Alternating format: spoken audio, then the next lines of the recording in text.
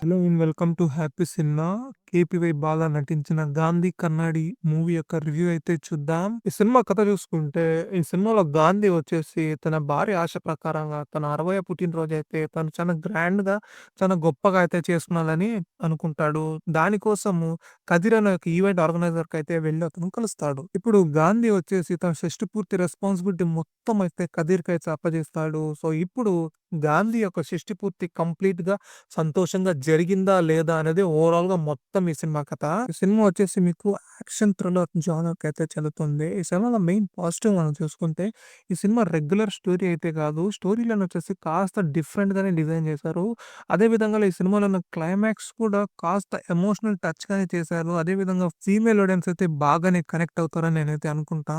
వీటిలో డీమోనిటైజేషన్ సంబంధించి మంచి సెటైర్ అయితే రాసుకున్నారు. ఒక డైలాగ్ అయితే భలే రాశారు. మనమంతా పేదోళ్ళు, చిన్నవాళ్ళైతే ఈ బ్యాంక్ ముందు నిలబడి 4,000 డబ్బులైతే మార్చుకొని దాన్ని తీసుకొనొస్తున్నాము. ఈ యొక్క లైన్‌లో ఏ ఒక్క కోటీశ్వరుడైనా, ఏ ఒక్క బిగ్ షాట్ అయినా, ఏ ఒక్క ఇండస్ట్రియలిస్ట్ అయినా నిలబడి మనం చూసుండామా? అలా వాళ్ళంతా డబ్బెలా మార్చుకుంటారని ఒక పవర్‌ఫుల్ సెటైర్ అయితే గవర్నమెంట్‌కైతే వేశారని నేనైతే అనుకుంటా. ఇలాంటి కొన్ని సెటైర్స్ గాని, ఇలాంటి కొన్ని మూవ్‌మెంట్స్ అయితే సినిమాలో బాగానే ఉన్నింది.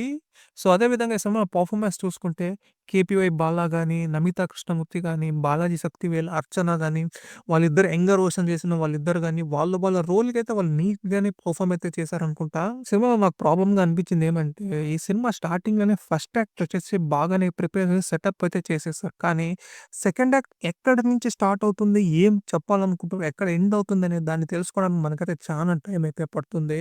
అక్కడి నుంచి వీళ్ళు ఇంటర్వెల్ బ్లాక్ అయితే అరైవ్ కావడం, అదే విధంగా క్లైమాక్స్‌ని అయితే ఎండ్ చేసే విధానం అయితే నాకు చానా నచ్చింది. సో, దీని బిట్వీన్‌లో ఉన్న సీన్స్ వచ్చేసి నాకు చానా డిస్టర్బెన్స్‌గా అనిపించింది. ఎందుకంటే రైటింగ్ గాని, పర్ఫార్మెన్స్ గాని, స్టేజింగ్ గాని ఏదొకటి సెట్ అవ్వలేదని నేనైతే అనుకుంటా. ఈ సినిమాలో మెయిన్ లీడ్ వచ్చేసి 'కేపీవై బాల', 'నమితా కృష్ణమూర్తి' అని చెప్పారు గానీ, బట్ సినిమా ఎండ్‌కొచ్చేసరికి 'బాలాజీ శక్తివేల్', 'అర్చన'గా మెయిన్ లీడ్ లాగా సినిమానైతే ఎండ్ చేశారు. దానికేం కారణం అంటే వీళ్ళిద్దరి క్యారెక్టర్స్ వచ్చి చాలా స్ట్రాంగ్‌గా రాసారు కాబట్టి, బాల క్యారెక్టర్ మరియు నమిత క్యారెక్టర్ వచ్చేసి వీక్‌గా అనిపించింది. ఈ సినిమా వచ్చేసి దాదాపు 2 అవర్స్ 9 మినిట్స్ అయితే ఉంది గానీ, క్లైమాక్స్ ఒక 10 మినిట్స్ తప్ప మిగతా 2 అవర్స్ మనకైతే ఎక్కడ ఆ ఒక క్యారెక్టర్ వచ్చేసి తనకు అనుకున్నది నెరవేరాలని ఒక ఇంపాక్ట్ గాని, ఆ ఒక ఎమోషనల్ బాండ్ గాని మనకైతే కనెక్ట్ కాలేకపోయింది. అంతే కాకుండా ఒక రెగ్యులర్ కమర్షియల్ హీరో ఏమేం చేస్తాడో, తన క్లయింట్ కోసం తన అబద్ధాలు చెప్పి తన కంపెనీని డెవలప్ చేసుకుంటారు. అదంతా సెటప్ బాగానే చేశారు. అదే విధంగా ఎప్పుడైతే బాలాజీ శక్తివేల్‌కి హెల్ప్ చేయాలనుకుంటాడో, సినిమా మొత్తం ఆయన వెనకనే ఉంటాడు. ఇది కూడా నాకు అంత కరెక్ట్‌గా అనిపియలేదు అనుకుంటా నేనైతే. ఓవరాల్‌గా చూసుకుంటే ఈ సినిమా వచ్చేసి నాకు యావరేజ్ మూవీగానే అనిపించింది. బట్ క్లైమాక్స్ 10 నిమిషాలైతే మనల్ని అరెస్ట్ చేసేలాగా అయితే ఆ ఒక ఎమోషనల్ ఇంపాక్ట్ అయితే ఆడియన్స్ మీద ఉంటుంది. ఆ సీన్ కోసం అయితే ఖచ్చితంగా ఆడవాళ్ళైతే ఖచ్చితంగా కనెక్ట్ అయితే అయితారని నేనైతే అనుకుంటా.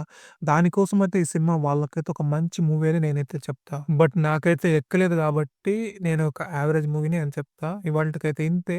ఇందులో ఎటువంటి అడల్ట్ కంటెంట్ అయితే లేదు. ఒకవేళ నా కంటెంట్ మీకు నచ్చితే ఈ వీడియోనైతే లైక్ చేయండి. మరిన్ని మూవీ రివ్యూస్ కోసం సబ్స్క్రైబ్ చేసుకొని ఈ వీడియో అంతా షేర్ చేయండి.